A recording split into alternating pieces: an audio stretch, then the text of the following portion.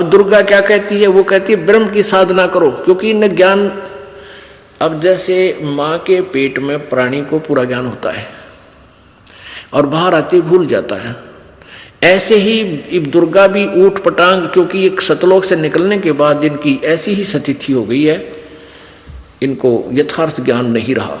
अब दुर्गा जो है अपने वचनों में कदे परब्रह्म कह रही है, कदे पार ब्रह्म बोल रही है परम अक्षर, फिर अक्षर ब्रह्म की महिमा गा रही है, और आखिर में कहती है वो ब्रह्म है और उसका ओम नाम है, उसका जाप करो और वो ब्रह्म लोक में रहता है, बस, और किसी की पूजा मत करो। तो इससे विष्णु जी के अज्ञान की पोल खुल गई। वो कहता मैं दुर्गा से ऊपर किसी को नहीं मानता, दुर्गा कहती है ब्रह्म की पूजा करो और सब पूजाएं छोड़ दो, मेरी भी छोड़ दो। आगे देखो, इसी दुर्गा पुराण में 562 पृष्ठ पे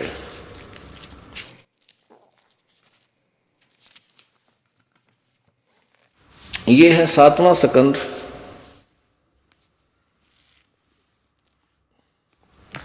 और 562 पृष्ठ।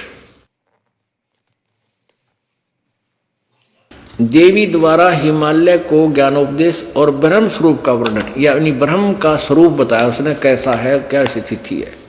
श्री देवी कहने लगी, पर्वतराज इस प्रकार योग युक्त होकर, ये तो अपने बारे में कह रही है, यहां कहती है उस ब्रह्म का क्या स्वरूप है। यहां तो कहती है मेरी साधना कर तो ऐसे कर, आगे लिखा उस ब्रह्म का क्या स्वरूप है, यह बतलाया जाता है। जो प्रकाश रूप सबके अत्यंत समीप में स्थित हृदय रूप गुहा में स्थित होने के कारण गुहातर नाम से प्रसिद्ध है और महान पद अर्थात परम प्राप्य है। वह समस्त प्रजा के ज्ञान से परे है, अर्थात किसी की बुद्धि में आने वाला नहीं है, यह तुम जानो।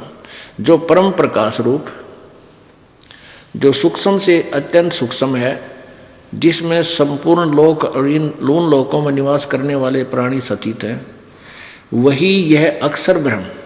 अब देखो यहाँ अक्षर ब्रह्म कहा है, वही सबके प्राण है, वही सबकी वाणी है और वही सबके मन है।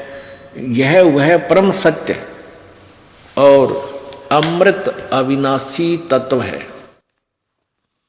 सौम्य उस वेदने योग लक्ष्य को तुम वेदन करो, लक्ष्य का तुम वेदन करो, मन लगाकर उसमें तन्मय हो जाओ।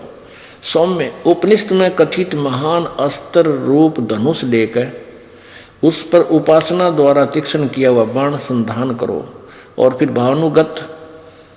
भावानुगत चित्त के द्वारा उस बाण को खींचकर उस अक्षर रूप ब्रह्म को ही लक्ष्य बनाकर वेदन करो।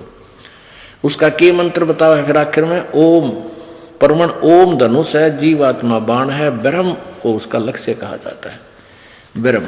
आगे देखो, उस एकमात्र परमात्मा को ही जाने, दूसरी सब बातें छोड़ दे, यानी अपनी पूजा को भी नकारा करती है और किसी की पूजा नहीं, केवल ब्रह्म पूजा करें।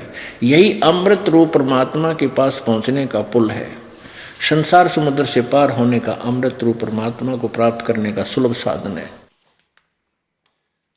इस आत्मा का ओम के जप के साथ ध्यान करो, इससे अज्ञान में अंधकार से सर्वथा परे और संसार समुद्र से पार जो ब्रह्म है उसको पा जाओगे, तुम्हारा कल्याण हो। आगे ना ब्रह्म के ऊपर ओम नाम है, ब्रह्म उसका जाप है।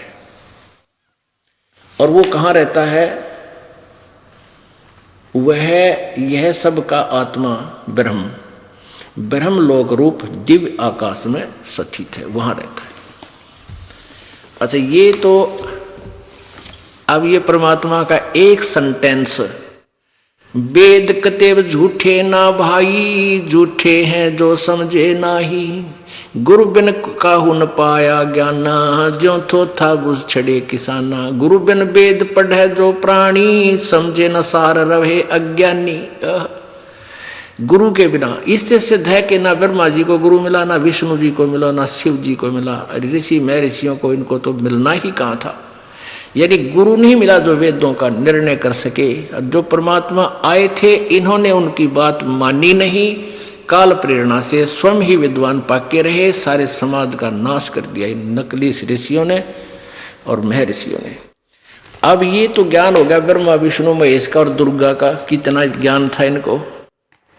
वेदों से ये परिचित नहीं थी दुर्गा, क्योंकि दुर्गा ब्रह्म तक की साधना बताती है। गीता जी अध्याय नंबर 8 के श्लोक नंबर 16 में लिखा है कि ब्रह्मलोक पर्यंत भी सभी पुनर्वर्ती में है, वहां भी गए हुए स्थायी स्थान नहीं प्राप्त कर सकते, वो अविनाशी नहीं हो सकते, उनका पूर्ण मोक्ष प्राप्त नहीं हो सकता, जन्म मृत्यु के रहट से ये नहीं निकल सकते।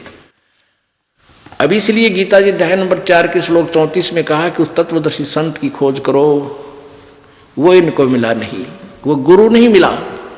यही अभी वेदों में आपको प्रमाण दिया जा रहा है। यजुर्वेद अध्याय नंबर 40 के श्लोक नंबर 10 और 13 में इस मंत्र में स्पष्ट कहा है कि वेद ज्ञानदाता कहता है कि यथार्थ ज्ञान तूने जानना है तो तत्वदर्शी संतों से सुनो, वो बताओगे ठीक ठाक वास्तविकता।